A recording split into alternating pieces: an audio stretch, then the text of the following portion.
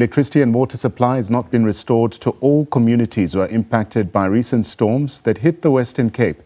Delays in road repairs is also impacting on travelling between towns and schooling. This as mop-up operations and relief work continues in many communities whose houses were destroyed or flooded by level 8 storms that made landfall in the Western Cape in quick succession.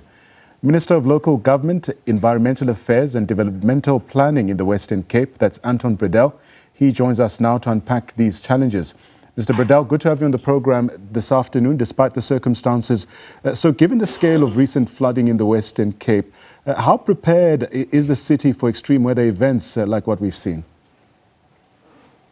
Yeah, thank you. Thank you for the opportunity. Yeah, this was a severe storm, category 6 to 8 storm. Just to give you a summary of what has happened is that after the severe storm or during the severe storm, we had damage to more than 400 roads. We had to close 400 roads. Eskom had 9,000 trips. We managed to open in 7 days, we managed to open 65% of the roads. Eskom managed to fix 70% plus of the electricity trips. We managed to fix most of the water challenges, mostly because of mud being spilled into the system and we had to flush the systems. But the people had we've provided them through trucks, etc. with water. It's not the most effective way to provide water, but when you're in a disaster, you need to do what you need to do.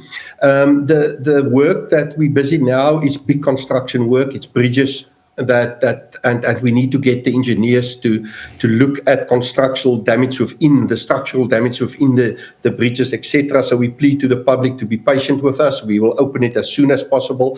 And then Eskom's work is also big power lines, so 132 kV power line that dropped, etc.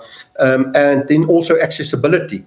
But amongst all of this, Eskom is now also start to struggle with cable theft. Yeah. And we ask the public to work with us to please not prolong the fixing of these infrastructure.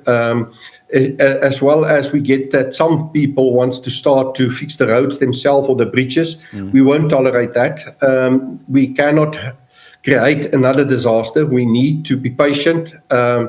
We know that some people are 10, 12 days without electricity, and Eskom, we meet every single morning from 7 o'clock. We meet with them, get an update, and we will open it as soon as possible. Yeah, but are current stormwater systems designed for today's rainfall intensity or what we've seen in recent days, or are they already outdated from what we're seeing? Well, obviously, in some cases, the stormwater is old, but stormwater design engineers will tell you normally design it for 35 millimeters of rain an hour. If you get 300 millimeters of rain, you're in trouble. Doesn't matter in which city you live. And then after that, the road becomes a stormwater channel, and after that, it spills over into. So the clearing of our rivers is a challenge, and we will need to look into that, how we're going to actually work together to see to it that we clear our river system. Every year we've got a winter readiness program where we talk to our municipalities. So I don't think the stormwater was the big issue currently. It was the enormity of this kind of flood. Obviously, we've got the ongoing climate change debate. I've put it on a national agenda as well to discuss with the national minister the way we design towns and the current situation where we do have informal settlements in low-lying areas. How can we treat that? How can we work together to get the people out of the riverbeds, out of those kind of areas that flood actually when you've got a 1 in 10 year flood? Currently, we had 3 1 in 50 year floods in 3 consecutive years. So that is a difficult and a challenge. And even the minister in the presidency acknowledged that we will set up this session. I think it's a national debate that we will have with our national colleagues as well. And hopefully we can just learn from this and do better in the future. Yeah. Anton, what are the key infrastructure weaknesses exposed by these floods? You already started alluding to some of them in your opening remarks as well. But maybe let's extend that a bit more as well. I mean, how much of that damage is linked to poor maintenance versus climate intensity before we let you go? Well, to be quite honest with you, within 3 weeks, I think we will have a clear clear kind of picture on the kind of damage that occurs. And then the current thing is, I don't think it's that lack of maintenance. It especially, we sit with a population growth of 20%. People put up their houses or their shacks in areas that will normally not approve if it goes through normal planning kind of systems.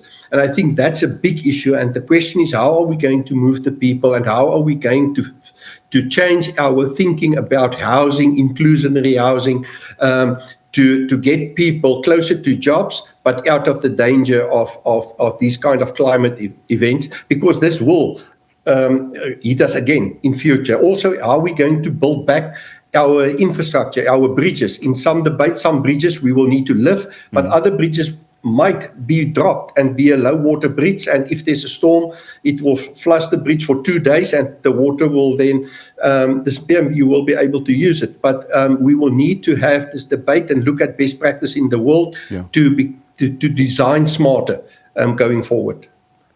And as we conclude as well, I mean, you mentioned informal settlements. Are they disproportionately more affected due to planning or even zoning constraints from what we see? Yeah, definitely. If a storm hits you, you can just see it's normally the poor and the informal sector that suffer the most. In this case, we sit with 230,000 people that need humanitarian aid.